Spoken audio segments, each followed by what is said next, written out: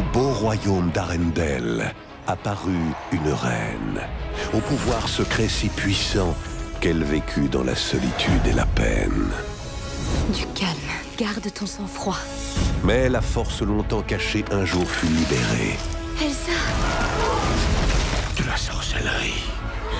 Et sous une neige éternelle, le pays tout entier resta figé. Tout est gelé. Je vous en prie, n'approchez pas! Elsa! Je la retrouverai et tout s'arrangera. Vous n'avez pas peur? Elle ne me fera pas de mal, c'est ma sœur. Bonjour à tous, nous sommes le mardi 11 décembre et aujourd'hui, bon réveil à tous pour cette 11e case du calendrier de l'Avent. Aujourd'hui, j'ai décidé de vous parler d'un film que j'apprécie tout particulièrement et qui, je trouve parfois, malheureusement, est victime de son succès. En tout cas chez les fans Disney, plus que dans le grand public, puisque aujourd'hui je vais vous parler de La Reine des Neiges. Si nous ne faisons rien d'ici peu, nous serons tous morts de froid. Mettez fin à cet hiver, s'il vous plaît. Mais regardez, je ne peux pas. C'est maintenant ou jamais. Ensemble, nous ramènerons l'été. Je ne repartirai pas sans toi, Elsa. Olaf, tu es en train de fondre. Certaines personnes ont le don de vous faire fondre. Oh, mais le plus tard sera le mieux. On se retrouve en bas.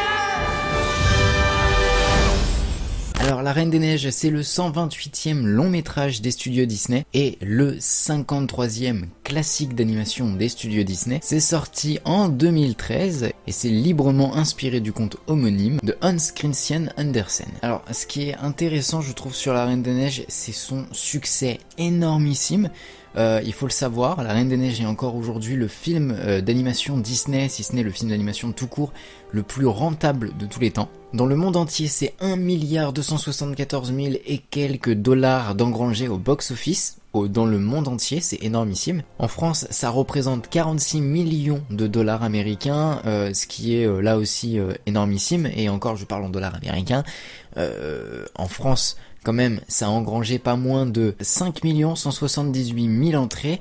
Et alors, ce qui est drôle quand même avec La Reine des Neiges, en fait, c'est que c'est le film le plus populaire, le film Disney le plus populaire de cette nouvelle génération, de la génération de la Renaissance Disney. Mais en fait, dans le classement des Disney en salle de cinéma française, La Reine des Neiges n'est que 22e. Voilà, ce qui peut être assez surprenant, mais en fait ce qui s'explique surtout parce que malheureusement les gens vont beaucoup moins au cinéma aujourd'hui qu'ils n'y allaient dans les années 30. Et c'est ce qui fait que Blanche-Neige est numéro 1 de ce classement avec 18 millions d'entrées. Voilà, c'est pas le même nombre, hein, oui. Tu remarqueras. Et si on devait donner un top 3 du box-office mondial, donc du coup des films Disney, ce serait donc La Reine des Neiges qui arriverait premier, Zootopie qui arriverait deuxième et Le Roi Lion qui arriverait finalement troisième. Donc oui, Le Roi Lion s'est fait botter le cul ces dernières années, hein, on peut le dire, voilà. Évidemment, on ne reviendra pas sur les polémiques homophobes, évidemment, parce que c'est des polémiques homophobes, on peut le dire clairement, hein, sur le fait que certains auraient interprété la chanson Let It Go comme étant du coup une sorte de coming out. Et donc du coup qui aurait évidemment des paroles évangélistes etc qui auraient sous-entendu que c'était évidemment de la propagande homosexuelle. Évidemment on ne reviendra pas là-dessus. On ne reviendra pas là-dessus. D'ailleurs, j'ai fait une vidéo il y a plus d'un an maintenant sur Disney l'homosexualité. Vous pouvez y aller. On a parlé un petit peu plus en détail. Et voilà.